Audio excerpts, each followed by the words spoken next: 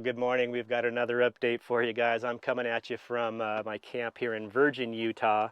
And if you didn't see my last video, I'm in a little bit of a situation. I recently picked up a little dual sport motorcycle, thinking I had a way to carry it on the back of my van, and that didn't work out. I did have a custom hitch receiver put in with the intentions of carrying something just like this. The guy that did it was really convinced that it would work for this situation, and it just doesn't. Just cannot handle the weight. It just flexes a lot. Made some modifications. I did put a U-bolt to kind of counteract the leverage on the back of this tube here. I've got this in as far as I can go, and it's just not going to carry any weight at all. So yeah, got to move forward from that, put that behind me, and try to come up with a different solution. Appreciate all your guys' ideas. I do have a bunch of ratchet straps considered going up to the roof. I just don't have really good solid attachment points up there. So yeah, overall I just don't feel comfortable putting the bike back up there. It just wants to bend and flex right down to the ground with the weight of the bike. So that's a no-go. The other solutions was, obviously to find somebody, a welder fabricator that can set me up with something that'll actually work. So most of the guys in the area are either not interested in taking on the job, or they're just like 3 to 4 weeks out as far as getting me in. I did mention I was going to try Matt's Off-Road Recovery. Called them a few times and left my info, and they just don't really do that kind of stuff. They specialize in towing and off-road recovery. Yeah, so they are not able to help me out. I just want to give a big thank you to one of my viewers who went over to another YouTube channel called Casey's Off-Road Recovery. They're right down the road here. Casey saw that comment and came over and left a comment on my video explaining my situation, and said that he could probably help me out to hit him up. So I did, and it sounds like I'm going to try to get down there this morning, and see what we can do. The situation is basically I've got a van and a motorcycle. Considered trying to get the motorcycle in the box. Just the way I have my camper set up, there's really no tie down points. It probably wouldn't go well. It'd probably end up damaging a lot of stuff inside my van. So I'm going to try to avoid doing that, and I'm probably going to have to ride the motorcycle down to Casey's shop, and hopefully they can give me a lift back up. It's just about 4 miles down the road, and then I can get the van and drive it back, and we can get busy working on it. So that is the current plan. That's going to happen here very shortly in the next hour.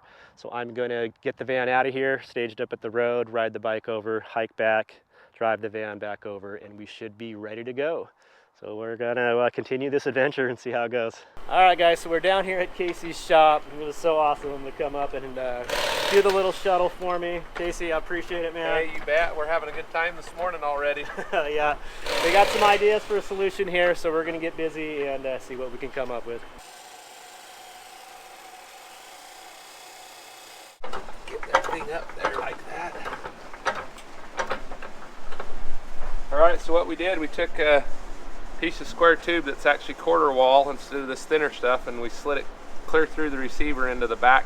So we're going to weld it around that and then weld it on the back of the receiver, and that will give it some lateral support or whatever you want to call that.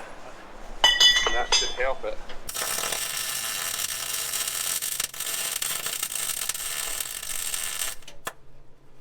Oh yeah, getting in there now.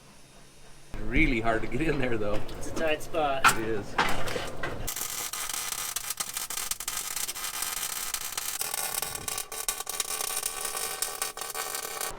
Oh, everybody loves Pop. Hey Pop, what you doing? Come here. Get up here. Come on, get up. Oh, try again. Come on, get up. Come on, get up. Get up. Wow. That's a good girl. My dog used to do that. What's her name? Poppy. Poppy. Nobody watches the channel other than for the dog. Yeah. Hey, don't be showing them those welds. I don't want to be embarrassed. We did some reinforcing on the back here, so it's now secured to the back of this heavy-duty bumper, and then we're going to add this thick steel here for support underneath it as well, which it was lacking. So we're going to start there and see how it goes.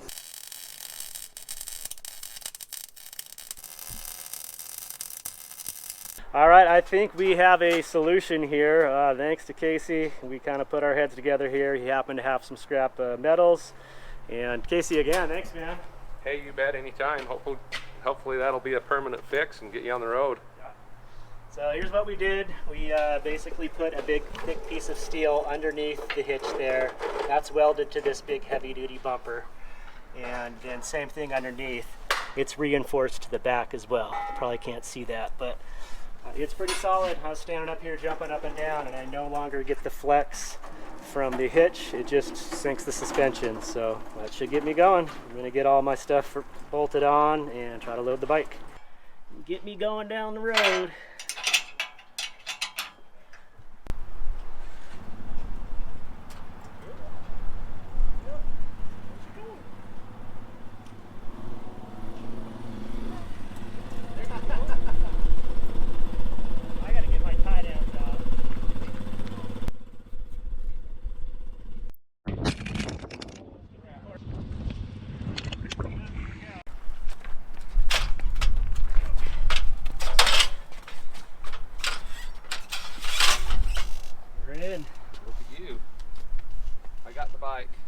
We're going to thank Casey once again. Casey, you're the man. Hey, you're welcome. No problem at all. I mean, you're probably the busiest mechanic in town, and yet you got cleared a spot for me the next day. Yeah, that is no problem. I'm glad to get you back on the road again. Appreciate it. All right, if anyone is in the Hurricane area or anywhere near here and you need help, this is the guy. He's busy, but he's busy for a reason. Thanks again, man. You're welcome. Okay, guys, we are rolling once again. Thing seems pretty darn solid. That's what we were going for the first time around. There just wasn't enough reinforcement. Not even getting any wobble on that rack at all. So I need to get some food in me. I'm gonna go into town and find somewhere to feed myself and give Kelly a call, let her know that I am mobile again. We're gonna try to meet up. She may be dipping into California to get her motorcycle here soon. We are coming into Arizona. Welcome to Arizona. Hello, Arizona. I'm back. Goodbye, Utah. It was short but sweet. Met some extremely kind people in Utah, as I always do. We'll be back, Utah, another day.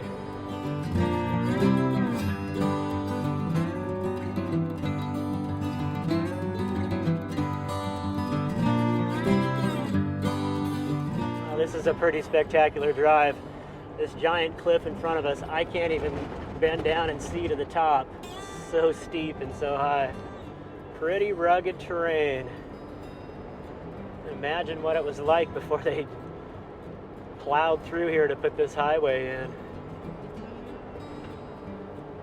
Out west in this rugged terrain, I just can't help but think of the first settlers that came out this way, what they must have thought, what like a whole different planet they were on. Just relentless terrain and weather, the summer heat. Quite the undertaking. Now that put my rack to the test there. I got plenty of clearance. That was a pretty deep little spot. We got a little neighborhood going on here. I have camped here before.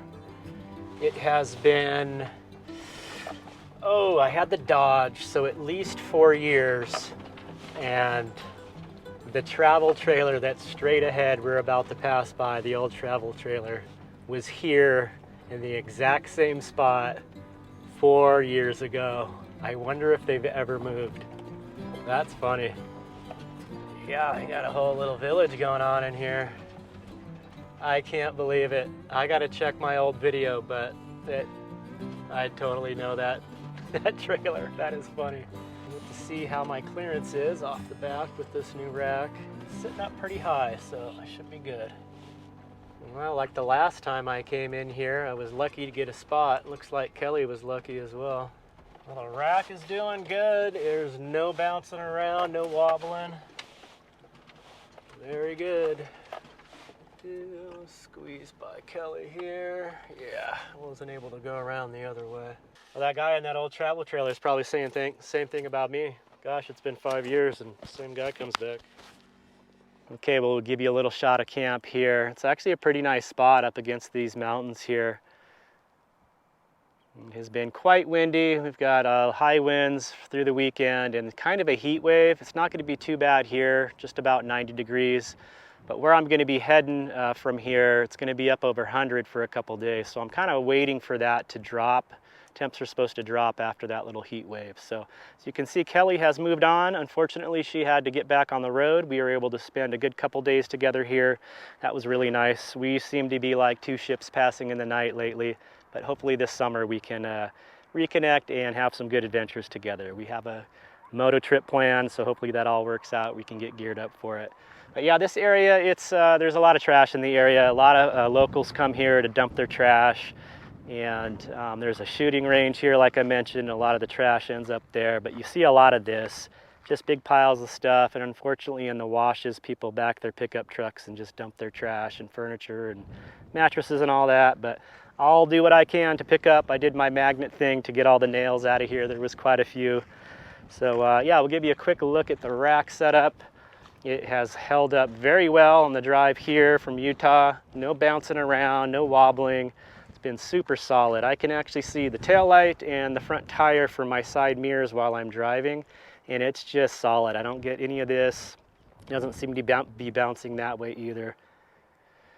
But of course the big question is, how do I get in and out of the back door? And right now it's really tight. I've been crawling through the front. The idea is to get this bike and transport it somewhere to where I can actually do some real work on the van, find a spot where I can make that happen. And I wanted to have the bike with me so I can do a more custom rack setup and, test fit it and have the bike to get it, custom for this bike itself. So I'm going to be making the door open to the inside so I can sneak by and have the door open while the bike is on there. But at most camps, if I'm going to be there for more than a day or two, I would typically unload the bike. I did the same with the trail bike on the Chevy, just to relieve the weight off the suspension of the van, and of course to be able to use it. So for the most part, when I'm actually camped, the bike won't even be there. So I have some ideas of when the rack is there, have a custom little step so I can just get in and out a lot easier. It shouldn't be an issue for me. So that is the plan. So I'm going to be departing here shortly and heading towards somewhere where I can actually do some serious work on this. I need some other things I need to put into the van. I've got an exhaust leak I need to attend to and just a few things. So it's time to start investing some money into my rig. And because of that, I'm going to probably have to take some seasonal work this summer. So hopefully I can find a short-term gig if that all works out and make some quick money and be back rolling again. As always, I always bring you guys along for these seasonal jobs. Usually something kind of different and adventurous. So we'll see what I can find, and we'll continue this adventure. Thank you for being here, everyone. I appreciate you being a part of this adventure. It really means a lot to me. I'm going to leave a little bubble link you can click on here for Casey's Off-Road Recovery YouTube channel. He posts videos pretty regularly, and you get a glimpse of what he does for a living. He's in the business of helping people. He's a pretty stand-up dude. I'm really honored to have met him. Thanks again, Casey. It means a lot to me. Also leave a little bubble link you click on here too for Kelly's channel. You can catch up with her videos. She's been posting some really great videos. So we'll see you guys soon. Hope you're doing well out there. Take care. Peace.